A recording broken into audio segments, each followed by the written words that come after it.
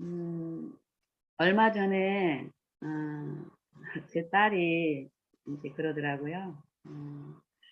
요즘 이제 한참 요리 속에서 일어나는 그 영적인 부분에 대한 어떤 이해가, 하나님의 은혜로 주어지면서, 이 아이가 이제, 어, 내 삶에 일어나는 어떤 사소한 어떤 그런 부분에도 이제 하나님께 마음을 두면서 이렇게 배워가는 그런 기쁨에 이제 있는데, 아이가 이런 말을 해요. 엄마, 어, 하나님을 알게 되면 하나님을 사랑하게 될 것이다.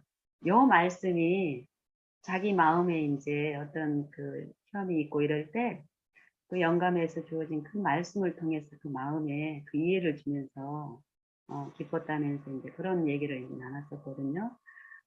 그런 것처럼 정말 우리는 성경 말씀에서 말씀하시는 성경에서 말씀하시는 하나님의 그 아름다운 품성, 우리를 죽기까지 사랑한 신 그 품성을 우리가 삶 속에서 실제로 성령을 통해서 깨닫고 알아가고 체득해 간다면 우리는 하나님을 사랑할 수밖에 없게 될 거예요.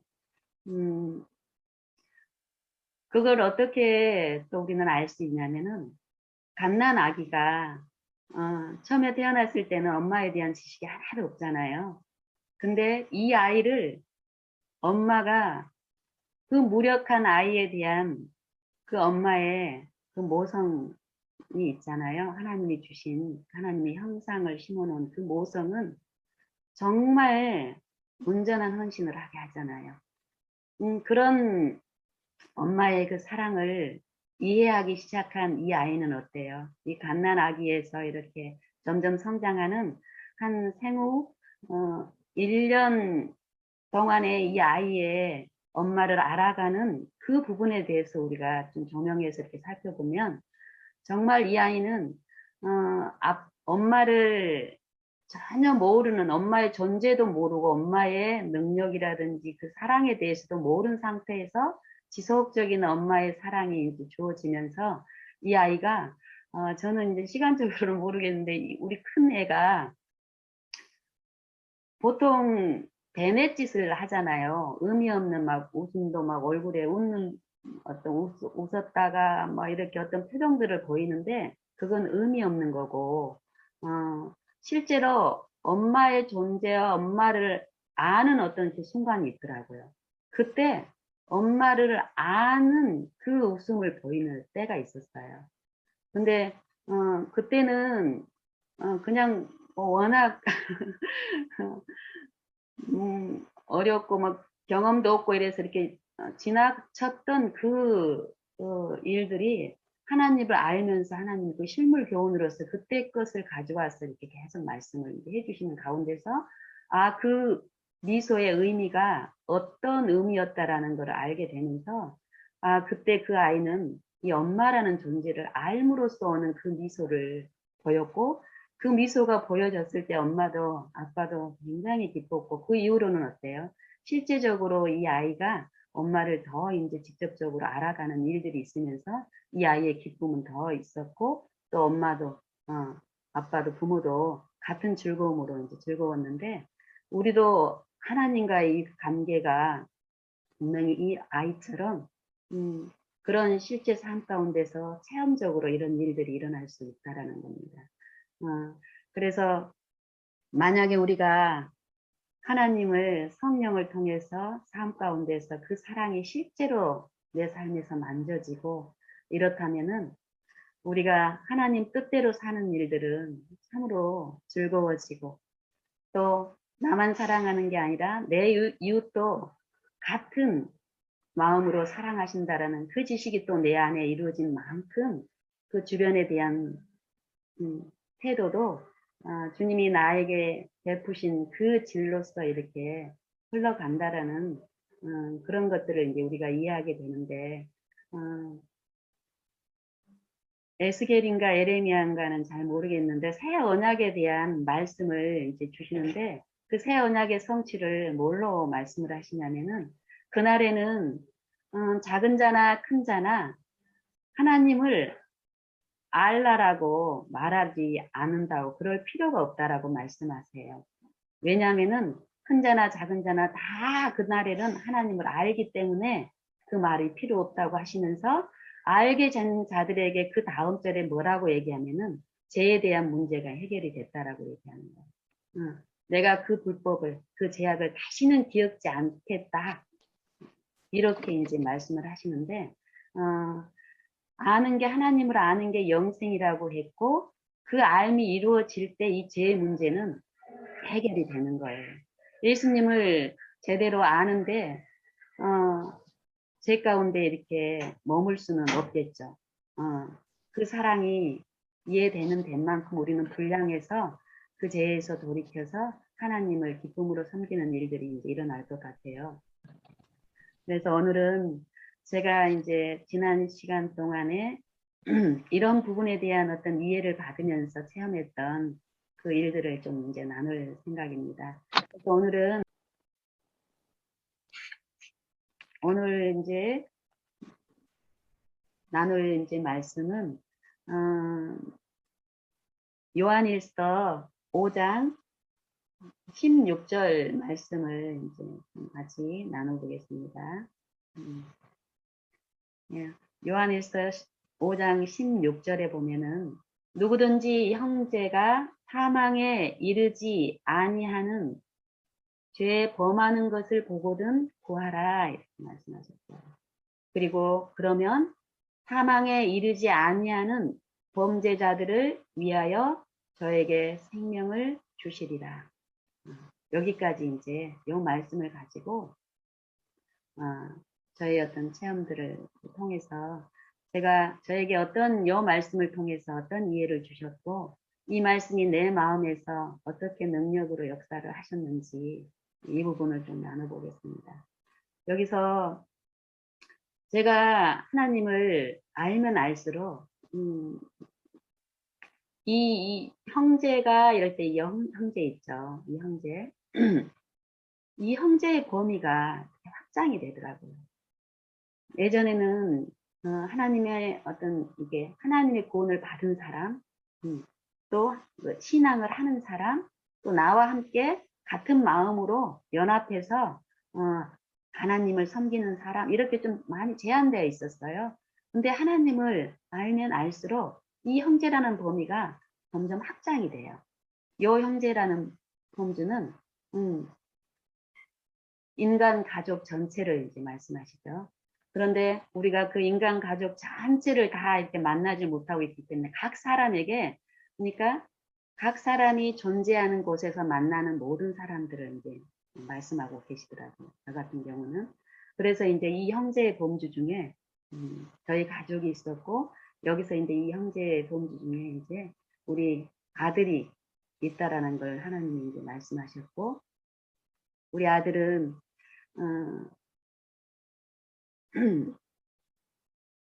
제가 잘못된 신앙을 하고 있는 동안에 제가 그때는 잘못되어 있다라는 상태를 몰랐었죠. 내가 올바르게 살고 있었다고 생각했고 내가 이 아이를 참으로 사랑하고 있다고 생각해서 내 방법대로 그때도 신앙을 하고 있었기 때문에 하나님을 섬기는 그 입장에서 내 방법대로 하나님의 어떤 뜻을 추구하면서 이 아이를 양육했어요. 지도하고.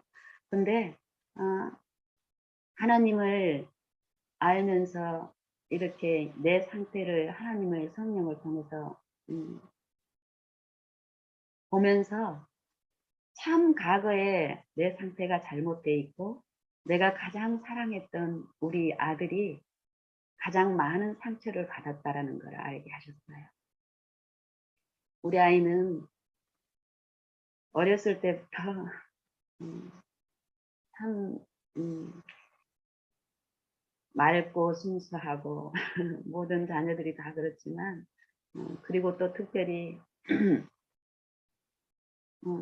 좀 신동이란 소리를 많이 들었어요. 뭐 이렇게 매스컴이 나는 그런 정도까지는 아니더라도 신체적인 발육도 그렇고 어떤 지적인 발육도 남다르게 좀 앞섰어요.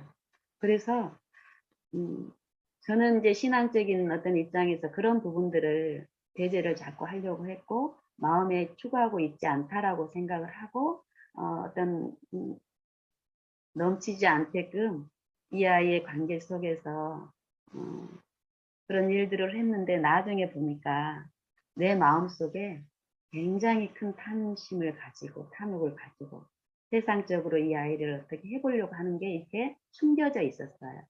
그런 마음이 있는 줄 모르고 내 방법들을 했기 때문에 어렸을 때부터 하나님에 대한 신앙을 하고 있었지만은 하나님에 대한 지식은 피상적으로는 신앙생활을 하면서 제가 굉장히 많이 그 부분에 대해서 중요성을 주고 모임 활동이라든지 이 아이에게 성경을 가르치고 또 어떤 그런 부분에서 외적으로는 참 열성적으로 했어요. 근데 그때는 외적이라고 생각을 안 했죠. 근데 보통 내 일상의 소소함에서 얘한테 전달하는 거는 하나님에 대한 그 사랑과 정신이 아니라 형식으로는 신앙생활에서 굉장히 하나님의 사랑을 알아야 된다라고 적극적으로 이 아이들하고 같이 모임에도 참석을 하고 하나님의 어떤 일들이 전파되는 그런 부분에 같이 무슨 일을 이제 모든 일보다 그 일들을 먼저 하는 그런 신앙을 보였었지만은 내 마음의 중심에 섬기는 주체가 진심으로 하나님이 아니었었어요. 그때는 나중에 알고 보니까. 그런 상태에서 결국 나중에 내 상태가 드러났을 때 이 아이의 상태가 결국 그랬었어요. 나는 끊임없이 하나님을 이 아이한테 전해주고 있었다고 생각을 했지만은 하나님이 아니라 철저하게 세상의 지식을 전했었고 내 중심에 세상의 지식에 대한 하나님에 대한 지식보다도 세상을 통해서 하나님을 내가 원하고 바라고 있었기 때문에 결국 하나님을 아는 지식이 아니라 철저히 하나님과 분리되는 그런 지식을 전했었고 그 결과가 제가 한 9년 전쯤에 하나님의 이 재림 기별을 받고 하나님의 사랑을 알면서 회개를 통해서 우리의 가정의 실상과 내 상태가 이렇게 드러났을 때 이 아이의 상태가 굉장히 상담했어요. 어떤 식으로 나타났냐면은 그 전에는 엄마가 이전에 그 태도로 내 마음에 이 아이를 어느 정도 구속을 하고 이렇게 엄마의 어떤 그 억압하는 어떤 그런 게 있었겠잖아요, 이 아이가. 저는 뭐 그렇지 않았다라고 생각을 했지만 그랬기 때문에 자기 자신의 어떤 마음속에 있는 것들을 얘도 몰랐어요. 어린 입장이었기 때문에 습관적으로 엄마한테 잘 보이려고 했고 엄마 말을 순종하려고 했고 엄마에게도 관심과 사랑을 이렇게 표현을 하고 했었지만은 내가 그 부분에서 전적으로 하나님 앞에 굴복하고 회개하는 삶을 살고 그 중심에 섬기는 존재에서 내가 돌이켜서 하나님께 온전히 의탁을 했을 때 이 아이 안에는 아직 그런 일이 일어나지 않았잖아요. 그래서 이 아이가 그때부터 내가 원하지 않는 그 방향으로 가는데 얘는 어떤 방향인지 모르고 이제 가는 거예요. 억압당했던 어떤 그런 부분에서 엄마가 그런 태도에서 바뀌어졌다라는 걸 누구보다도 이 아이의 속에 있는 사단은 그거를 알게 하더라고요. 그러면서 그때부터 끊임없는 어떤 그동안에 저는 이제 이 아이에게 이 세상에 어떤 환경에 대한 어떤 그 불안한 이 아이에게 노출시키고 싶지 않은 것 있잖아요. 뭐 게임이라든지 또 어떤 핸드폰을 통해서 들어오는 어떤 사상들이라든지 뭐 영화라든지 뭐 모든 우리가 신앙을 하면서 이 세상에서 올 수 있는 어떤 것들이 이 아이에게는 뭐 내가 막을 수는 없겠지만은 최대한 노출을 시키고 싶지 않다라고 생각을 해서 철저하게 이 아이에게 가정 환경적으로도 그런 거를 좀 이렇게 노출을 시키지 않으려고 노력을 했는데 결국 이 아이는 학교를 다니고 이러는 친구들을 통해서 그거에 대한 유혹을 받으면서 그게 너무 좋은데 엄마가 이제 못하게 한다라는 그런 속박에 대한 어떤 반항심이 있었더라고요.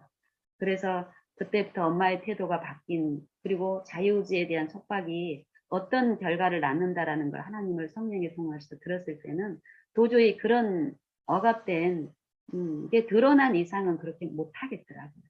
그래서 그 손을 이렇게 놨을 때 이 아이가 핸드폰도 허용을 했더니 끝단데 없이 몰입이 되고 뭐 그동안 내가 막으려고 했던 영화, 뭐 드라마, 또 게임, 어떤 음악, 저는 클래식 음악이라든지 찬송가 이런 것만 들려줬었는데 이 아이는 참으로 어떤 이렇게 지적인 어떤 그런 것도 좀 뛰어났기 때문에 모든 그 하나님이 주신 그런 달란트를 어, 세상을 탐닉하는 쪽에 그동안에 이렇게 막혀있던 그것들이 막 본물 터지면서 그쪽으로 이제 향하게 하더라고요. 근데 그거는 사실 제가 그런 모습을 보면서 울면서 하나님을 부르짖는 어떤 그런 입장에 있으면서도 내가 어떻게 그거를 해야 될 수 있는 그런 입장이 아니었어요. 그래서 그거를 계속 하나님의 그 매일 그런 상황에서 하나님을 더 바라보게 하심으로써 지속적으로 그런 입장에서 요 말씀을 이제 제게 이제 주셨어요. 이전에 내 성향은 어때요?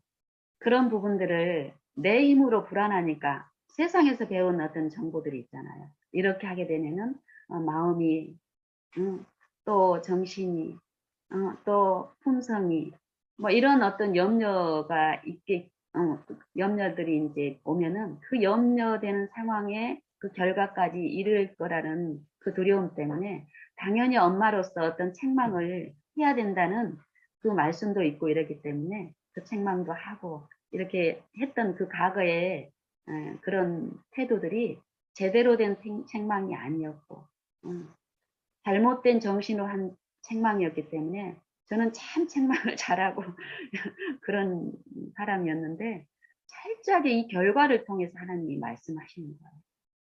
네가 이전 방법으로 했을 때는 네가 정말 하나님 안에서 이 아이의 회복을 바라고 그 영생에 대한 소망이 있다면은 이전에 내 태도들은 잘못된 태도였기 때문에 만약에 그 태도로 갔을 경우는 결국 네가 소유한 그 이상의 것은 이 아이한테 전달이 안 된다라는 걸 분명하게 메일에서 알려주셨어요.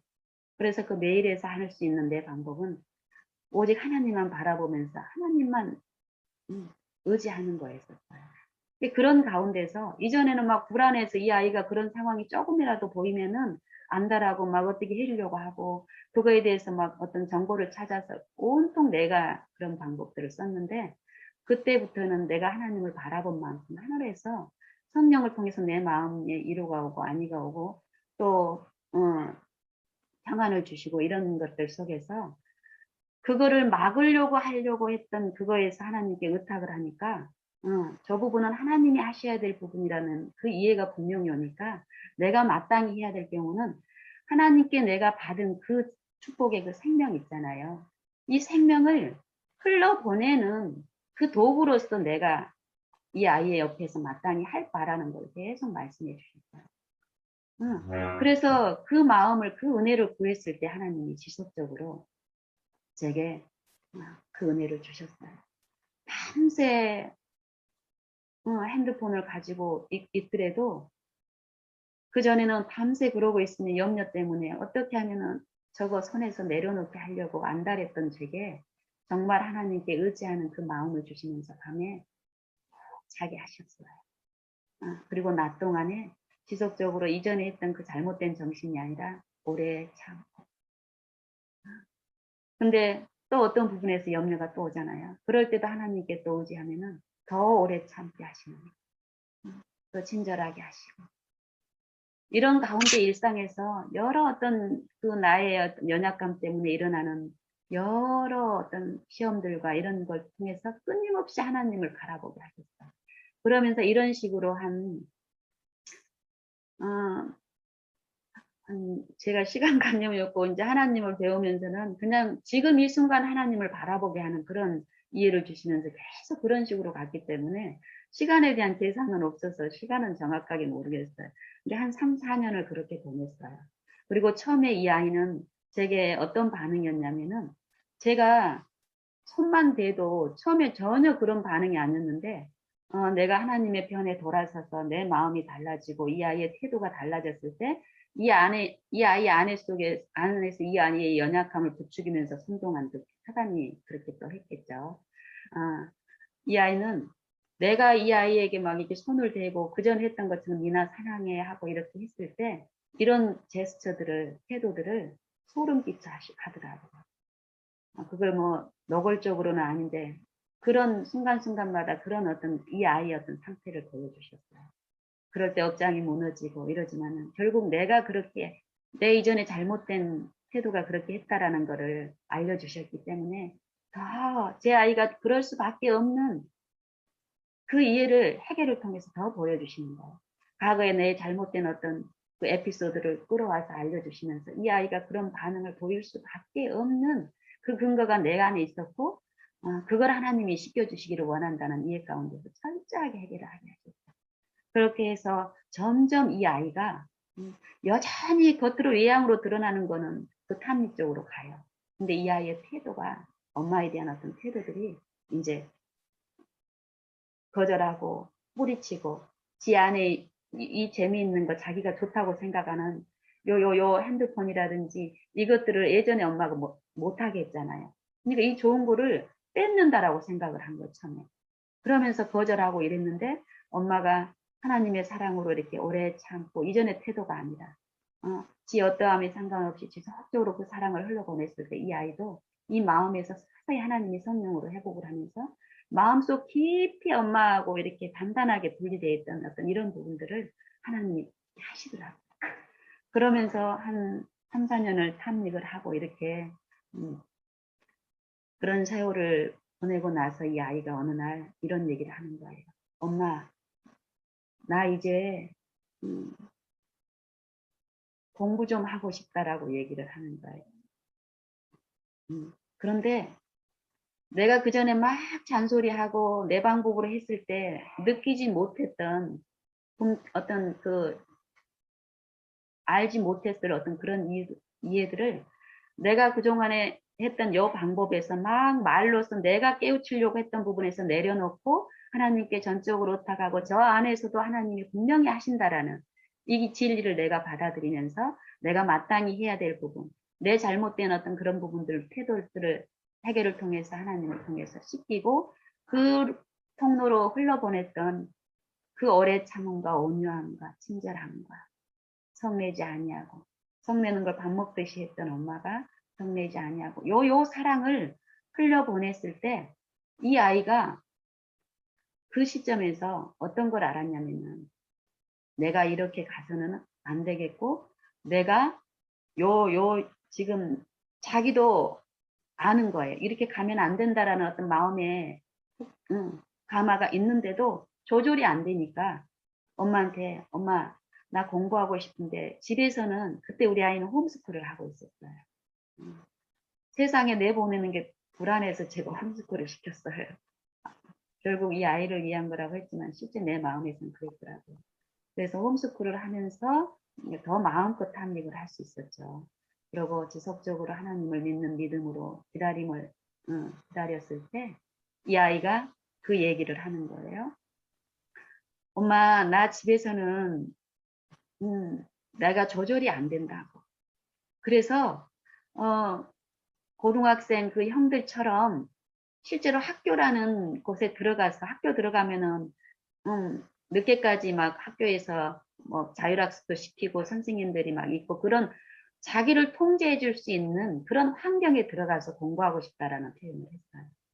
그 전에는 제가 홈스쿨을 시켰던 목적도 그렇고 이 세상이 너무 염려할 것들이 많잖아요. 위험들이 많으니까 우리 아이를 보호하고 싶어서 내 곁에 이렇게 가까이에 두고 내가 살피면서 안전하게 지켜야 된다는 그 정신이 내 마음속에 지배적이었는데 3, 4년 동안 하나님을 알게 하는 그런 은혜 가운데서 내 마음에서 어떤 그런 부분들이 나도 모르게 많이 이제 씻겨져 있었어요.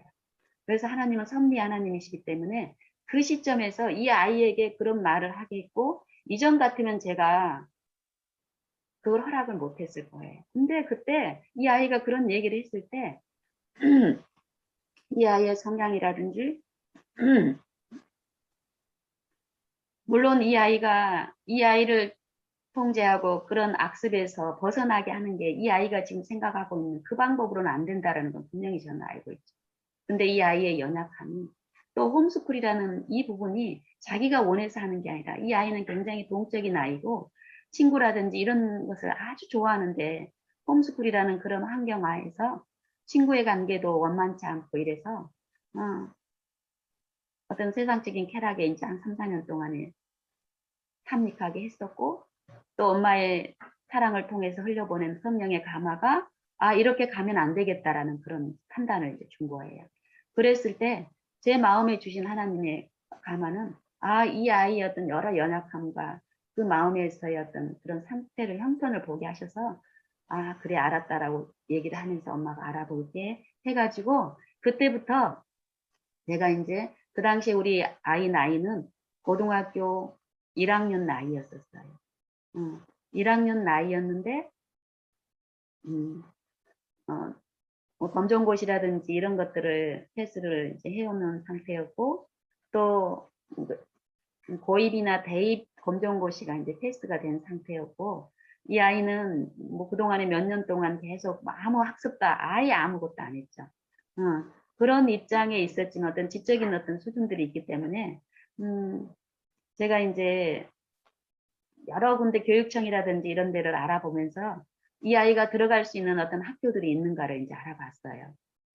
그랬더니 몇 군데에서 이 아이를 받아준다라는 학교가 있었지만은 어떤 거였냐면은 이 아이가 지금 1학년 나이기 때문에 학교 시스템은 처음에 입학 시즌이라든지 그 초기에 일어나야 되는데 1학년이 어떤 중반에 있었기 때문에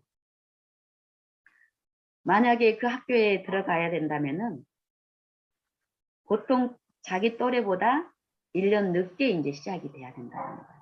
그래서 이제 제 마음에 기왕이면 자기 학년하고 이렇게 같이 시작하는 게 좋겠다 싶어가지고 그분들한테 이제 어떤 얘기를 이제 호소를 했냐면 이 아이가 검정고시도 패스가 돼 있고 또 이 아이의 어떤 지적인 수준도 있고 이러니까 이런 것들을 교육청하고 의논을 해서 이렇게 해봤더니 결국 뭐 이렇게 한 군데 이렇게 어떤 그런 가능성이 있었지만은 결과적으로 그런 일이 일어나지 못했어요. 한국의 시스템에서.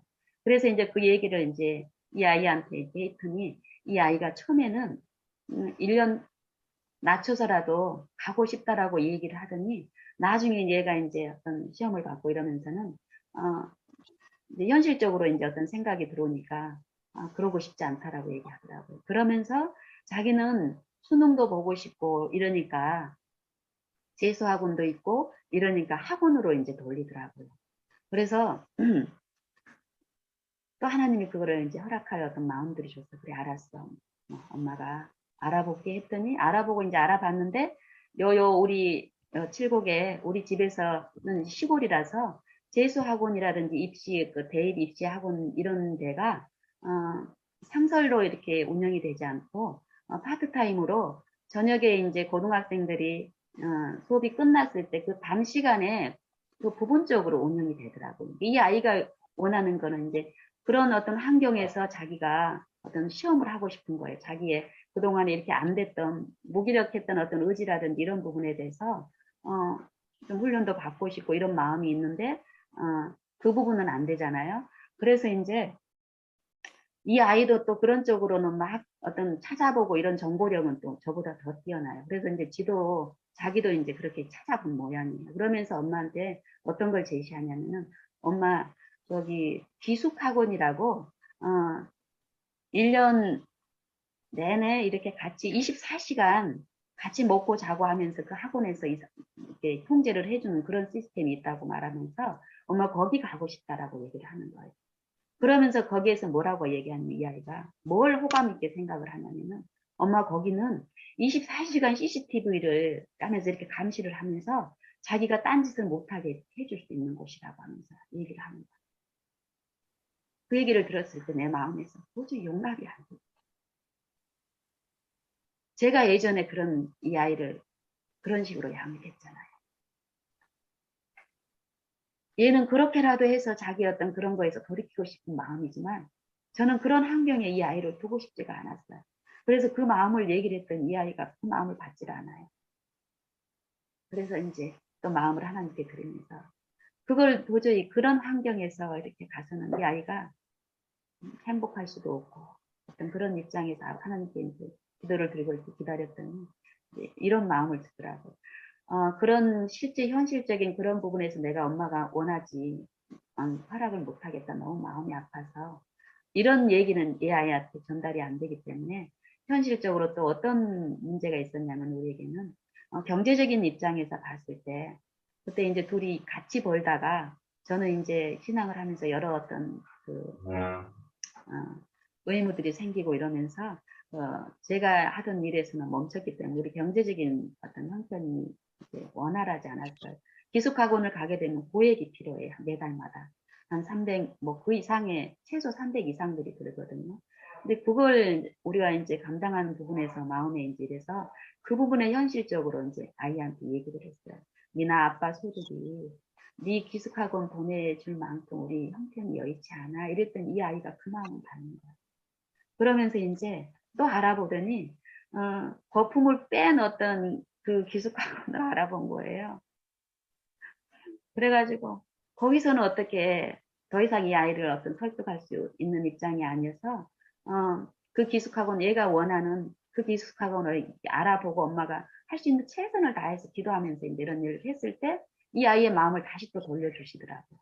그러면서 엄마 기숙학원은 엄마의 마음처럼 그렇게 24시간 감시하고 이러는 거니까 기숙학원은 그러면은 안 하겠다라고 얘기를 하면서 자기가 이렇게 알아보니까 이모가 그때 이제 수원에 살고 있었는데 수원에 어떤 그 재수학원이 있는데 유명한 인지도가 있는 학원이 있는데 만약에 이모가 허락을 하면 나 그 학원 다니고 싶다고. 그 학원은 학교처럼 낮 동안에는 새벽에 가서 밤 늦게까지 학원에서 이제 교우들하고 같이 선생님하고 학교 운영하는 것처럼 그렇게 수업을 하고 고3들처럼 밤 늦게까지 또 선생님하고 이렇게 수업을 하고 밤늦게 와서 또 이모네 집에서 자고 또 그 다음날 가고 이러니까 엄마가 생각하는 부분에서는 더 안전할 수 있습니다. 이런 얘가 기특한 생각을 하면서 또 이제 그걸 이제 제시를 하더라고요.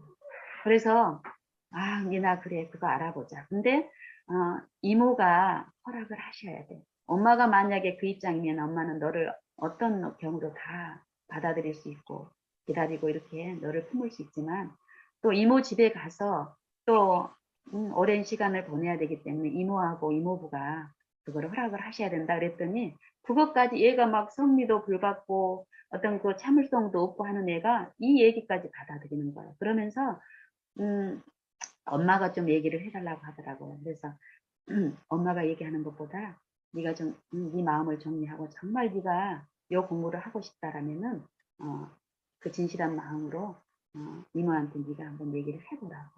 그랬더니 요 마음까지 받으면서 제가 이제 그렇게 하겠다라고 하더라고요.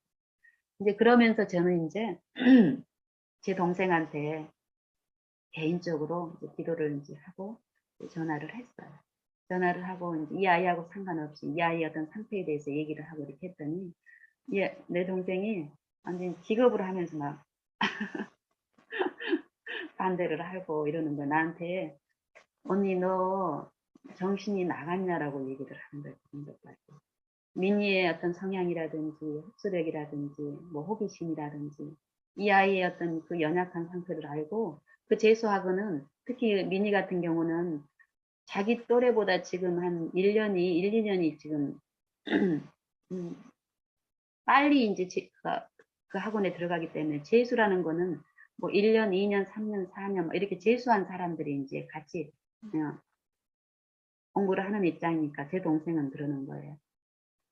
그 사람들이 막 담배 피고 어떤 상태도 안 좋고 이런데 그 가마를 어떻게 감당을 하려고 지금 그 환경이 아닌 이 집에서 이런 은혜로운 환경에도 얘가 이렇게 조절이 안 되는데 어떻게 할 거냐고 어떤 그런 염려를 막 쏟아붓는 거예요, 저에게.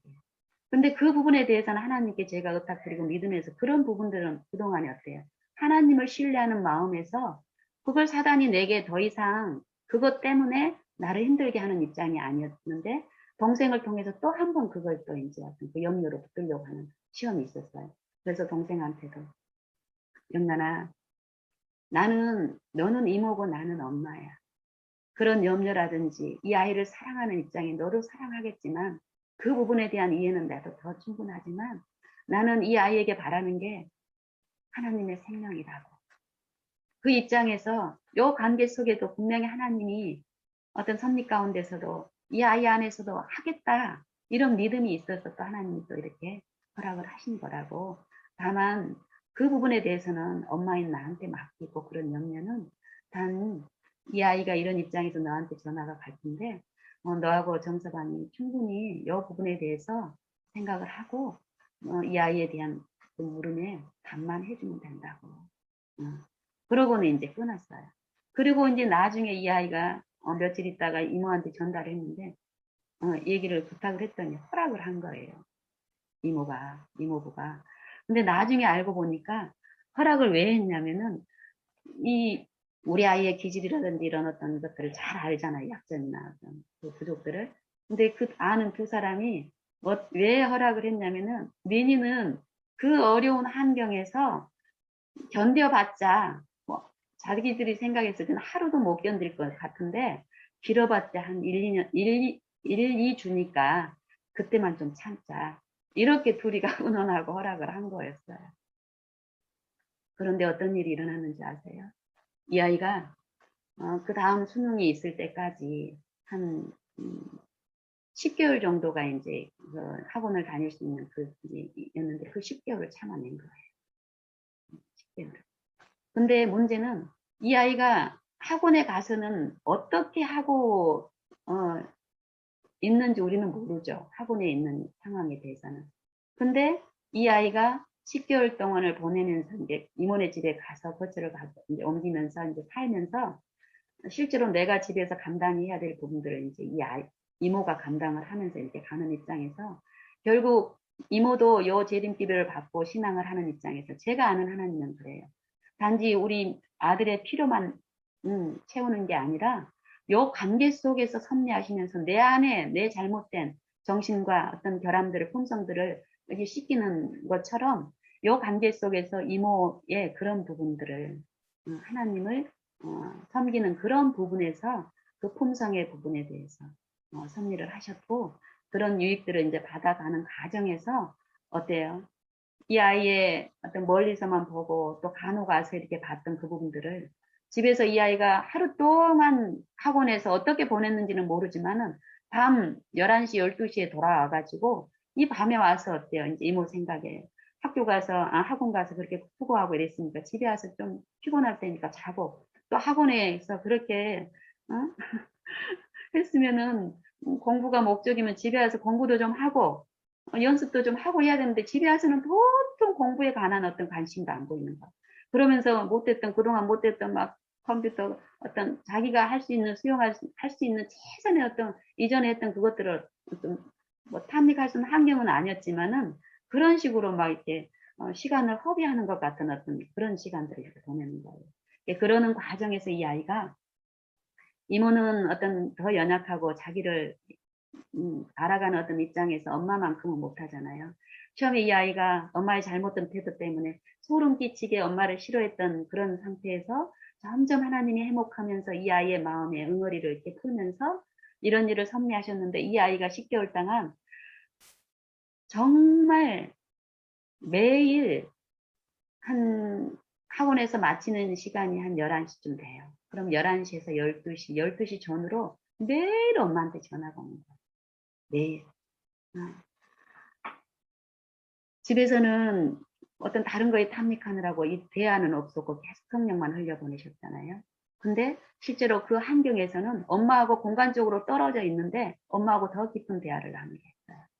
그러면서 그 대화가 어쩔 때는 뭐 한 3, 40분, 1시간이 넘을 때도 있는데 그때 내 상태는 어땠냐면은 그때 그 4시간, 그 시간은 이 아이가 한 12시 전으로 이 아이는 학원에서 끝나고 뭐 초저녁 같은 어떤 입장이었지만은 저는 좀 이렇게 하루에 어떤 일과들이 많고 이러니까 보통 9시면 잠들어서 한 12시 전후면은 아주 숙면에 취해져 있어야 될 시간들이에요.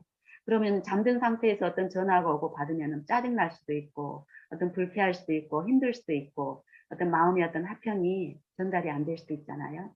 근데 여기 요한일서 5장의 요 말씀으로 정말 나는 이 아이에게 하나님의 생명만 흘러보내고 싶습니다. 이 기도를 하게 하신 하나님이 그때도 내가 어떤 깊은 잠에 빠져 있어도 이 아이가 오는 그 전화 벨도 듣게 하셨고 전화 벨이 들린 순간 어때요? 자고 있는 그런 상태가 아니라 기다리고 있다가 전화를 받는 그 마음으로 반가움으로 즐거움으로 하게 하는 거예요. 그래서 이 아이가 날마다 엄마한테 전화 오는 거를 더 즐겁게 해서 학원에 있었던 일들, 지 어려운 일들, 또 제 어떤 욕구 있잖아요. 그 욕구를 그전에는 어느 정도 감추고 이랬던 부분까지 엄마, 뭐, 마블이 뭐 학원에 있으니까 형들로 통해서 그걸 막 또 듣는 거예요. 그래서 엄마 마블 내가 좋아하는 이 마블 영화가 뭐 개봉이 됐는데 그거 보고 싶다 그러면서 12시에 와가지고 새벽 2시, 3시에 하는 그 영화를 보고 싶다라는 거예요. 그러면 이모는 너 뭐 정신이 있냐 없냐 내일 새벽에 또 나가 뭐 이런 식으로 현실적으로 막 이렇게 쪼는데 저는 하나님이 그 형편을 더 보게 하면서 어떻게 해요? 처음에는 엄마의 어떤 마음으로 권고를 하고 이해를 하려고 하는데 어떤 부분에는 이해가 되는 얘가 받아들이지만 그렇지 않을 때는 허용을 해줬어요. 그러면서 이제 그 시간 가가지고 또 보고 와서 또 그 다음날 또 학원에 가서 이런 식으로 한 매일 저랑 1시간 정도를 교통하게 하셨고 또 학원에서는 어떻게 보내줬는지를 모르지만 보내고 해서 10개월을 얘가 그런 시간들을 보낸 거예요. 그 환경에. 그리고 지속적으로 제 마음에는 하나님이 세속에 대한 어떤 철저한 분리를 일으켰기 때문에 이 아이가 원하는 이 학원에서 또 공부를 해가지고 또뭐 시험을 잘 봐가지고 이거에 대한 것이 하나도 없었어요. 그거에 대한 소망. 오직 이 생명에 참여하고 내 안에 있는 요 기쁨을 같이 나누고 이 아이의 개인의 구주로 이렇게 하나님 앞에 나오는 그 일을 도와주시기를 바라는 그 마음이었기 때문에 이 아이도 이제 알아요.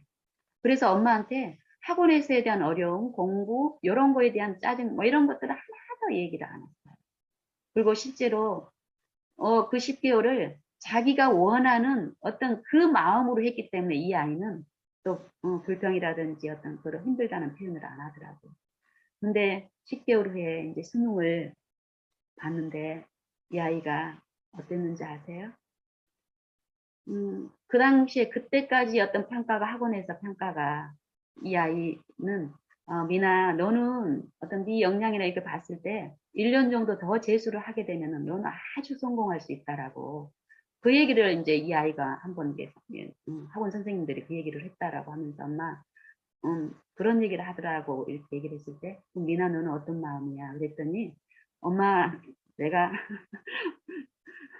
난 다시는 요거 안 하고 싶다고 얘기하더라고요. 1년 여 고생을 더 하라 그러면 나는 안 한다고 얘기를 해서 속으로 제가 웃으면서 그래 네 편할 대로 하면 돼. 그러고는 이제 했는데 그 정도로 이 아이는 서울에 있는 대학에 들어가면 뭐 삼류대학이든지 어떤 대학이든지 학원에서 말하는 서울에 있는 대학만 들어가도 너는 성공한 거야. 이런 평가를 내렸었어요. 근데 수능을 봤는데 그때 불수능이었거든요. 이 아이는 이과예요. 문과가 아니라. 굉장히 어려웠는데 이 아이가 세상으로 말하면 대박이 났어요. 이 아이가 그 어려운 그날 그 해의 수학하고 국어가 굉장히 어려웠거든요. 근데 국어를 한 개밖에 안 틀렸어요. 수학도 한 개밖에 안 틀렸어요. 그리고 영어도 3개 틀리고. 그리고 또 무슨 과목 있나요? 그리고 이제 그 이과 자연 계열이니까 과학을 이제 2과목을 했는데 이 아이는 과학을 아주 잘하고 좋아해요. 공부를 따로 안 해도 얘는 그쪽으로는 이제 수습이 있어서 이렇게 하는데 특히 이제 이렇게 공과대학 쪽으로 이렇게 이제 뭐 자기 어떤 진로를 생각하고 있을 정도로 그쪽에 이제 관심 있고 뭐 화학이나 생물 이쪽은 뭐 만점도 자기가 생각할 수 있다고 그랬는데 화학 시간에 어떤 마음에 뭐 어떤 장애 문제가 있어서 소화 기능이 좀 약하니까요. 배탈이 난다고 약을 먹고 이렇게 갔는데, 그때 어떤 문제가 있어서, 엄마, 내가 이상하게 앞부분은 아주 쉬운 문제가 이제 오거든요. 이제 앞부분, 제일 앞쪽에는. 근데 그 앞쪽을 보는데, 화학 시험을 보는데, 모르겠어서 그냥 넘겼대요. 이렇게 몇 번을 그렇게 했대요. 멍해가지고 어, 자기가 생각해도 막 이상하게, 아주 쉬운 건데도 생각도 잘 안 나고, 이렇게 해가지고 나중에 이제 좀 한참 지나고 끝나갈 때쯤 해서 이렇게 보니까 그때부터 보여가지고 이제 한 거예요. 그래가지고 생물은, 음, 1등급이 나왔는데, 화학이 한 그때 뭐 2, 3등급인가 나온 거예요. 화학에 가장 자신 있고 이랬었는데. 그래가지고, 5과목 중에서 4과목이 거의 1등급 중에 상위 한 1% 정도에, 전국그 상위 1% 이제 들고, 화학 쪽만 좀 망친 거예요. 이렇게 이제 결과가 이렇게 나온 거예요. 학원에서 어떻게 했는지 모르고 또 그 10개월 동안에 지속적으로 오직 그 생명만 흘러가기를 바라는 그 마음 가운데서 보냈는데 이 결과가 이렇게 좋게 나온 거예요. 그래서 이 아이는 이제 그 결과를 가지고 원래 그 4과목만 보면은 뭐 의과대학이나 뭐 다른 어떤 1%에 있는 어떤 걸 할 수 있지만은 그 탐구 쪽에 그 화학 하나 망친 것 때문에 이 아이는 또 그 어떤 지적인 그런 걸 동원해가지고 그 4과목을 살릴 수 있는 어떤 그쪽 진로를 이제 잡아서 어쨌든 지금 현재는 한의대를 다니고 있어요. 근데 요 과정을 통해서 제가 이제 뭘 하나님을 통해서 배웠냐면은 저는 사실 이 아이가 수능으로 이렇게 성공적으로 요걸 전혀 기대하지 않았고 그 부분을 하나님 철저하게 씻겨주셨기 때문에 내 가치는 오직 하늘의 사물과 이 아이에게도 주기를 원하는 그 가치는 하늘의 영원한 사물이었는데 요 결과가 왜 내게 주어졌을까 이런 것들을 이제 생각을 하게 하시면서 결국 그거는 만약에 내가 아직까지 그런 쪽에 세상 쪽에 이 아이의 어떤 그 학습적인 성공에 마음이 있었다면 하나님은 나를 사랑하시는 하나님은 그거를 허락을 하지 않으셨다라는 그 이해를 주시면서 결국 요 결과는 나를 위한 게 아니라 이 아이의 어떤 입장에서 내가 기도하는 그 부분 있잖아요. 영원한 어떤 그 회복을 위해서 필요한 어떤 섭리니까 허락을 하셨고 특별히 또 그때는 이제 우리 부모님들이 연로한 부모님이 멀리 계시다가 이 기별을 같이 받고 우리 집 주변으로 이제 가까이에 계셨는데 가까이에서 우리 미니에 그동안에 한 3, 4년을 지켜보셨잖아요. 이게 꼭 망한 것 같은 거예요. 얘가 신앙을 하면서 정말 영적으로 은혜가 있고 감화가 있고 분명히 하나님이 하시는 일이라는 것은 인정이 되지만 겉으로 드러나는 어떤 외적인 환경에서는 세상적인 어떤 축복의 입장에서 보면은 너무 달라지고 그 신동소리 듣고 이랬던 손주가 이렇게 망쳐지는 걸 보는데도 이 아이 엄마의 태도가 달라지고 이런 건 감화가 있지만은 꼭 하나님한테 벌 받은 것 같은 그런 어떤 마음의 어떤 어려움들이 그동안 있었어요. 이게 요 결과는 결국 우리 엄마 아빠에 대한 그런 마음을 또 씻기시기 위한 결과였다라는 걸 이해를 주시더라고요. 그러면서 또 그 이전에 나를 알고 있던 또 우리 아이를 알고 있던 사람들도 우리 엄마와 같은 하나님을 믿음으로부터 영신이의 신앙은 여기서 뭐 분리돼서 나가더니 결국 저렇게 됐구나 라는 그런 부분에서 하나님이 어떤 섭리 가운데 이걸 펼치셨다라는 이해를 주셨기 때문에 그때도 이 결과가 내게 전혀 자랑이 안 되고 어떤 내 마음속에서 어떤 그런 흥분도 있었지만은 그걸 더욱 하나님께 의탁드리는 그 과정에서 이 부분에 대해서 더 철저하게 씻는 그 일을 하셨어요. 그러면서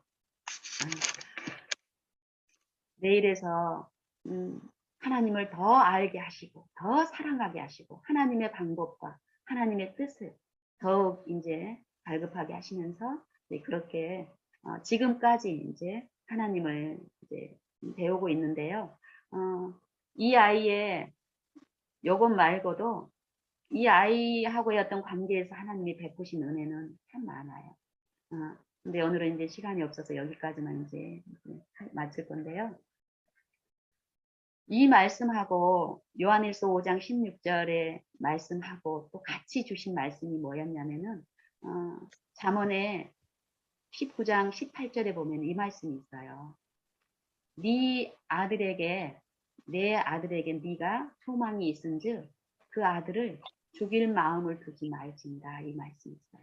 이게 소망이 있은즉 내가 네 아들에게 소망이 있은즉 징계하고 죽일 마음을 두지 말지니라. 이렇게 그 말씀 제게 또 이 말씀하고 같이 주시면서 여기서 징계, 책망 이런 것들을 저는 예전에 참 요걸 잘했어요. 내 방법대로.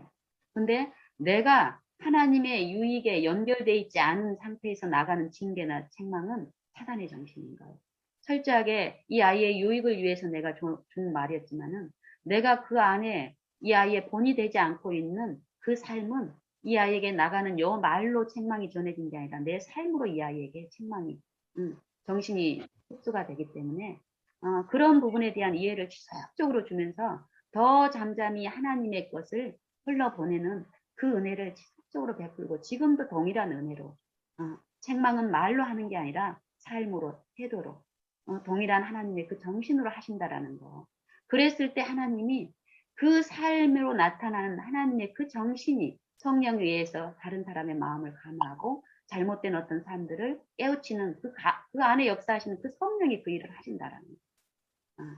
그래서 오늘 제가 나누고 싶은 교훈은